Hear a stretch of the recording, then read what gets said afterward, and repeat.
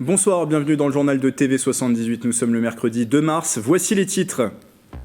La fin d'une belle aventure, le Football Club de Versailles est éliminé de la Coupe de France, défaite hier 2-0 contre Nice en demi-finale, pas de finale au Stade de France donc, mais un parcours historique accompli, retour sur la rencontre où l'équipe amateur n'a pas démérité.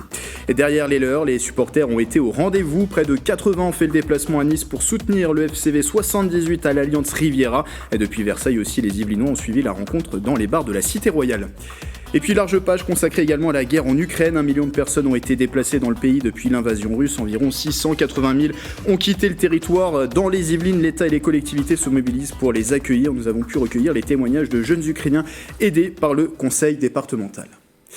Mais avant de développer ces titres, c'est avec tristesse que nous avons appris il y a quelques minutes la disparition à 71 ans du journaliste Jean-Pierre Pernaut. Élu l'année dernière présentateur préféré des Français, il a été la voix du journal de 13h de TF1 pendant 33 ans, de 1988 à 2020.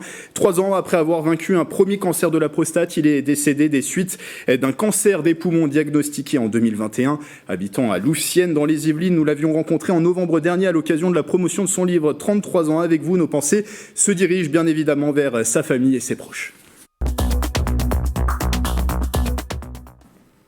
Et avec moi pour le début de cette édition quelque peu chamboulée, Mickaël Elmidoro, bonsoir. Bonsoir. Journaliste sport de la rédaction de TV78, on le disait dans les titres, fin de parcours pour le FC Versailles qui sort la tête haute de cette Coupe de France de football. Les hommes de Youssef Chibi ont été battus 2-0 hier mardi par l'OGC Nice. C'était au stade des demi-finales à l'Alliance Riviera. On va revenir avec vous sur la rencontre. Que faut-il retenir ?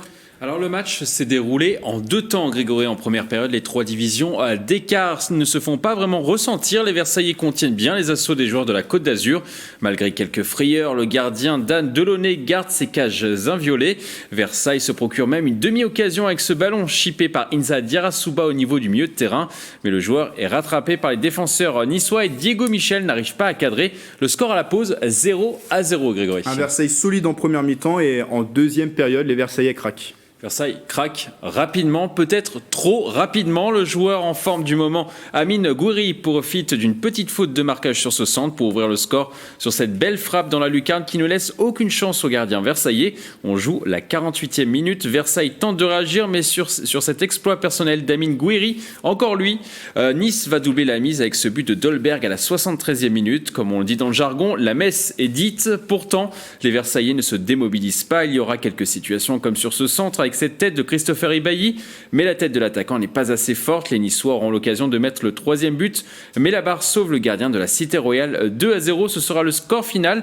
Versailles n'a absolument pas à rougir de sa performance dans cette rencontre. Je n'ai qu'une chose à leur dire, rendez-vous l'année prochaine pour aller cette fois-ci en finale. En finale, merci Mickaël. Et avant cela, la saison n'est pas finie. Les Versaillais pourraient connaître d'autres émotions avec une montée en National. Ils sont pour le moment leaders de leur poule de National 2 et ce serait un rêve également rejoint pour ces Versaillais. On va revenir justement sur la rencontre avec nos 2 invités. Alors, l'un est déjà connecté, l'autre va peut-être nous rejoindre. En tout cas, avec nous, il y a déjà Jean-Pierre Meurillon. Bonsoir Jean-Pierre Meurillon. Bonsoir. Avec nous en visioconférence, président du district de football des Yvelines, et vous aviez fait le déplacement à Nice pour assister à la rencontre. Premier sentiment au lendemain de cette élimination de Versailles, est-ce que vous êtes plutôt déçu, au contraire fier du parcours accompli par les Versaillais ? Bien, un peu les deux, hein. Un peu déçu du résultat, encore qu'il y avait plusieurs divisions d'écart et le résultat finalement il est logique. Et par contre, un vrai sentiment de fierté parce que ce qu'a fait le FC Versailles 78, c'est exceptionnel, c'est historique. J'ai pas de qualificatif pour dire combien nous sommes fiers de ce que le club a fait. On a le sentiment que Versailles tout de même, et ça a été dit par Mickaël dans le point qui vient de suivre, a fait son match. Et finalement, le match s'est joué sur des détails. Il y a eu une première très bonne période des Versaillais et finalement, ils craquent au retour des vestiaires. C'est les détails qui ont joué dans cette rencontre. Il y avait un écart de niveau, on le rappelle, un National 2 pour Versailles, 3 divisions d'écart avec l'OGC Nice qui est 3e de Ligue 1. Oui, tout à fait. Alors, vous savez, c'est toujours sur des détails que cela se joue. Moi, ce que j'observe, c'est que il y avait des gens qui pensaient que le 3e de la Ligue 1 ne ferait qu'une bouchée d'un club de National 2. C'est pas ce qui s'est passé. moi, je peux vous dire que dans les tribunes, les gens qui étaient, les Niçois qui étaient autour de moi se disaient, il y a une très belle équipe en face. Est-ce qu'on va réussir à gagner ce match, etc. Et puis à la fin, ils étaient bien contents et soulagés d'avoir gagné. Hein.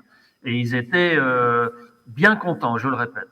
Vous étiez dans les tribunes, vous l'avez dit, l'ambiance était bonne à l'Allianz Riviera de Nice. Il y avait 80 supporters. On aura tout à l'heure l'occasion de discuter avec le président de l'association Football Club de Versailles. Quelle était l'ambiance dans les tribunes ? Dans les tribunes, c'était une ambiance sympathique.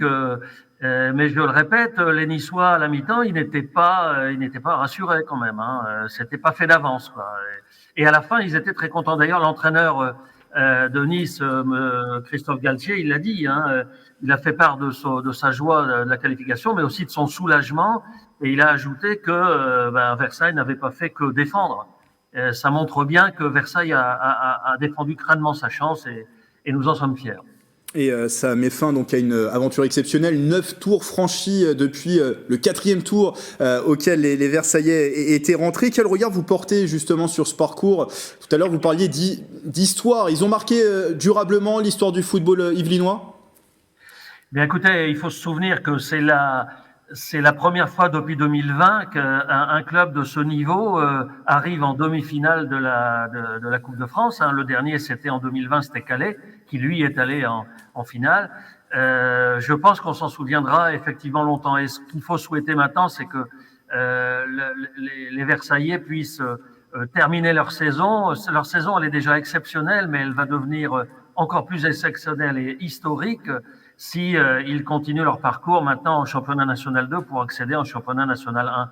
Oui, et ça va commencer dès samedi, hein, à Châteaubriand. Dès samedi, effectivement, Châteaubriand, prochain déplacement pour les hommes de Youssef Chibi. Et cet objectif, vous le disiez, monter en national. Pour le moment, ils sont leaders de National 2 avec 3 points d'avance sur la réserve de Lorient, qui ne peut pas monter, on le rappelle. 5 points sur Chartres, qui est le principal concurrent dans cette poule de National 2. Avoir un représentant des Yvelines dans le 3e échelon national, forcément, ça fait rêver. Ce serait bon pour le football yvelinois. Absolument, absolument. C'est très bien pour le football yvelinois. J'ai déjà eu l'occasion de le dire. Nous allons battre cette année le record du nombre de licenciés. On va atteindre probablement 43 000. Notre dernier record, il y a quelques années, était de 41 000. Et c'est bon pour le football, c'est bon pour le sport, c'est bon pour le district des Yvelines. C'est bon pour nous, quoi. Que ce soit bien, c'est bon pour le foot. Voilà. Un territoire yvelinois, on le rappelle, sur lequel est implanté le centre technique national de Clairefontaine où les équipes de France, les sélections jeunes, mais aussi l'équipe de France A vient régulièrement. Et d'ailleurs, le Football Club de Versailles a pu profiter des installations pour préparer ce match, cette demi-finale face à Nice. Merci Jean-Pierre Merillon d'avoir été avec nous. Je vous en prie. Et je le rappelle, président du district des Yvelines, il devait y avoir aussi Macan Traoré avec nous, défenseur du Football Club de Versailles 78 pour une première réaction après cette élimination. Visiblement, il n'a pas pu nous rejoindre. Nous essaierons de collecter sa réaction et nous vous la partagerons dans les prochaines éditions de TV 78. Contrairement au quart de finale, cette fois-ci, malheureusement, pas d'écran géant sur la place du marché à Versailles. Les supporters qui n'ont pas pu faire le déplacement se sont reportés vers les bars et les pubs de la ville. Célia Gatsongo et Justine Brasier ont pu suivre la rencontre au bar au Paris. Regardez.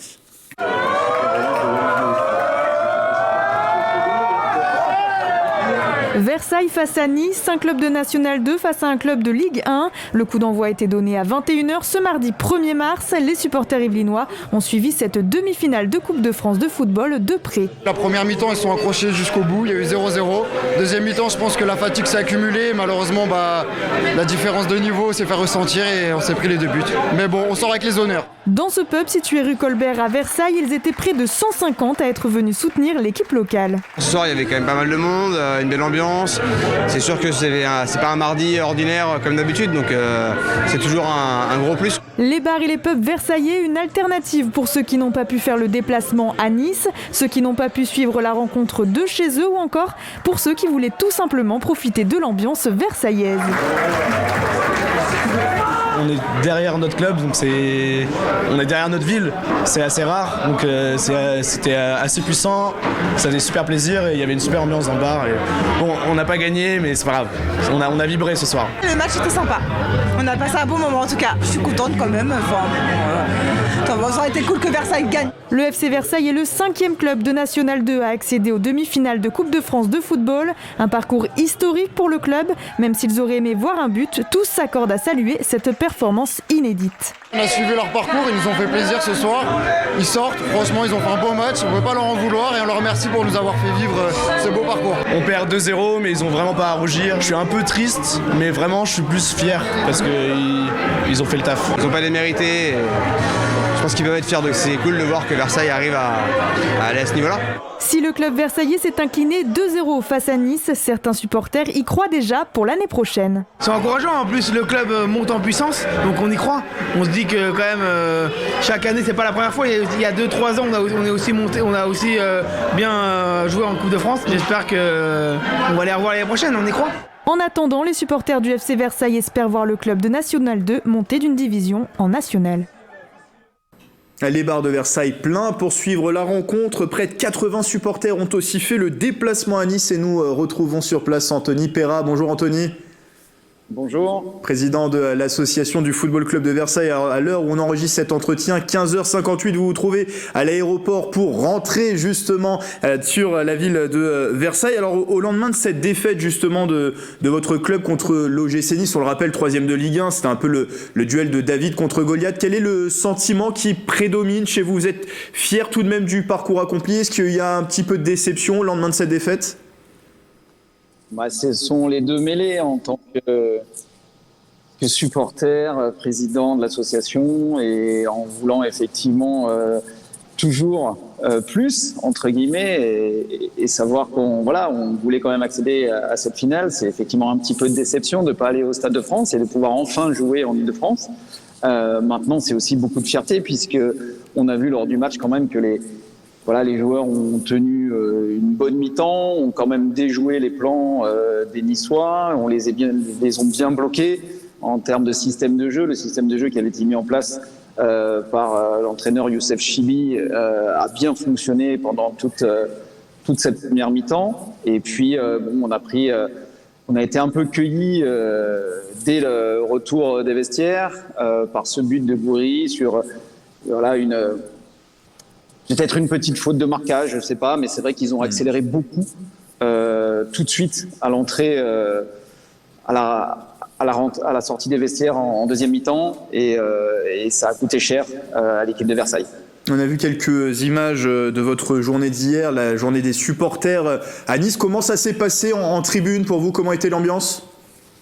L'ambiance était très bonne. Alors c'est vrai que moi, j'étais du côté de la tribune officielle et j'avais en face de moi le COP du Roi, les supporters versaillais qui mettaient une grosse ambiance avant le coup d'envoi et qu'on a vu beaucoup, qu'on entendait bien. Et c'est vrai que dès que les supporters niçois ont commencé à donner de la voix, j'avais un peu plus de mal à les entendre, mais je sais qu'ils ont œuvré tout au long du match, que je sais aussi que certains qui tapaient sur les tambours ont des ampoules aux mains aujourd'hui. Donc ils ont travaillé et ils ont œuvré comme des fous. Et on est super fiers à la fois des joueurs qui nous ont emmenés dans cette belle aventure et fiers aussi des supporters et de toute l'organisation, de tous les gens qui ont aidé à cette organisation. Bruno, Orlando et beaucoup d'autres, Pierre, qui sont très fiers d'avoir pu participer à cette aventure. Et maintenant, on va tout faire pour accompagner les joueurs et l'équipe première pour ce qu'on espère être une montée en nationale pour la saison prochaine. Qui sera l'objectif, on va en parler dans un instant. Juste avant, on regarde un petit extrait des supporters de Versailles présents à Nice.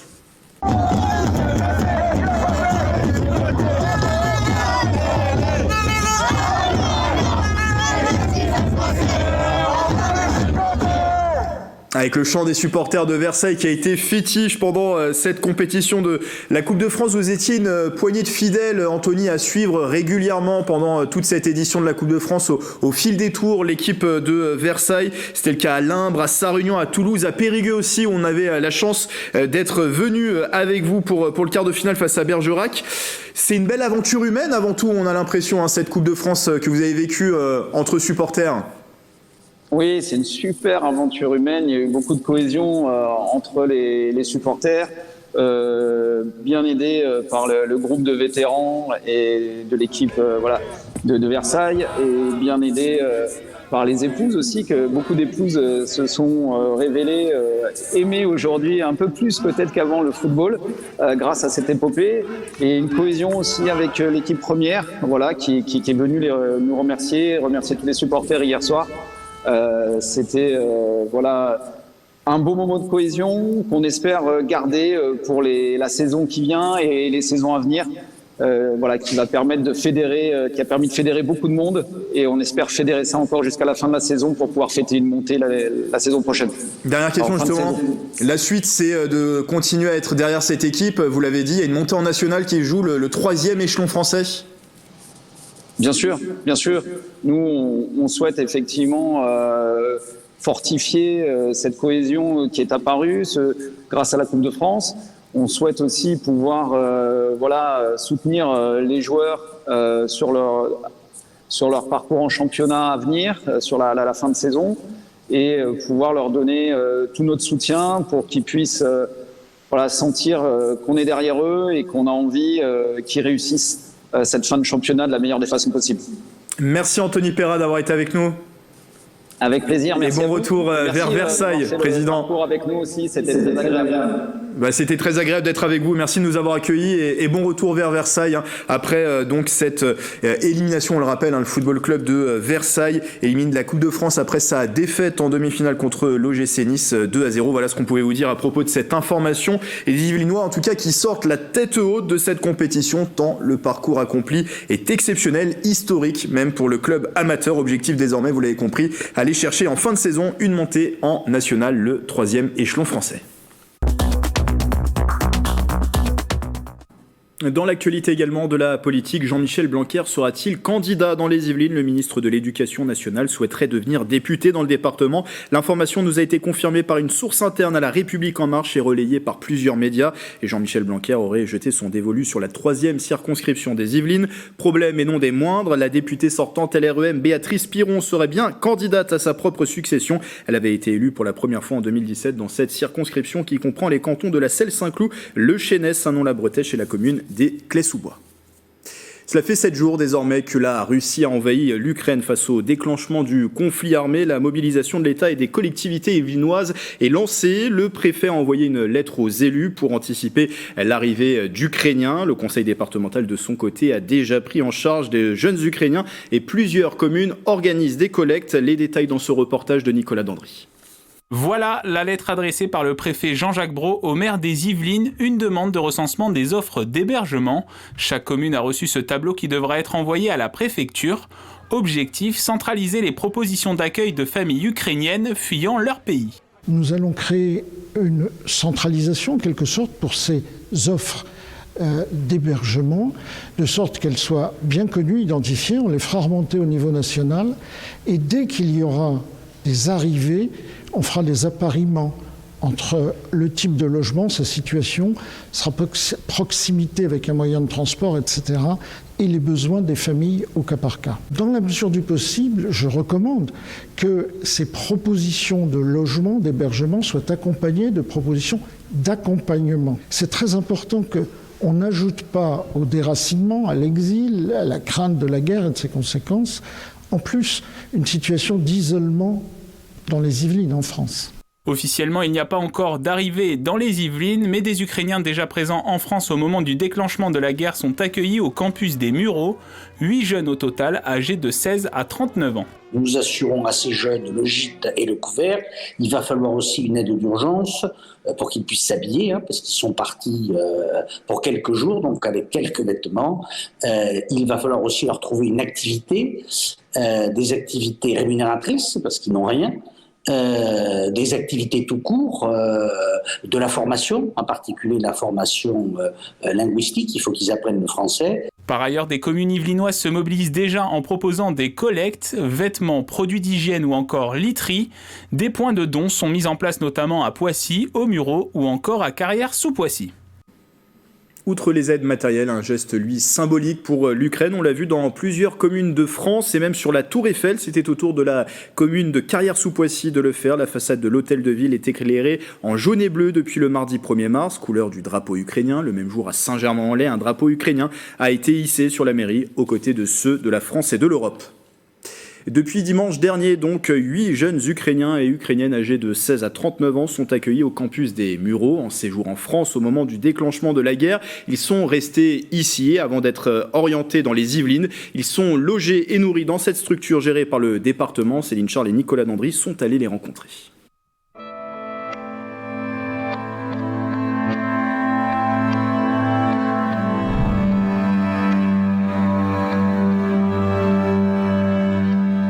Musician. I write my songs and playing on guitar, piano, ukulele, and a little bit of flauta. I don't know, like I say that. I'm drawing and making videos. I'm actress. I played in the theater on my country, on my town, but now this theater is not stay here because it's broken building.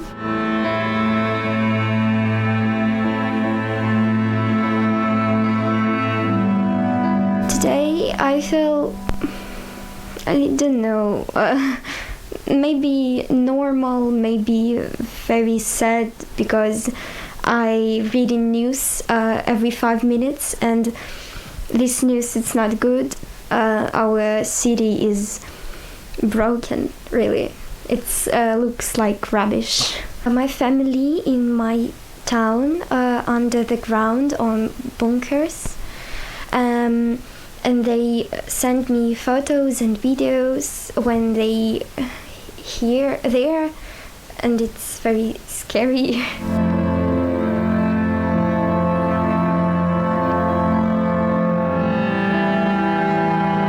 I want to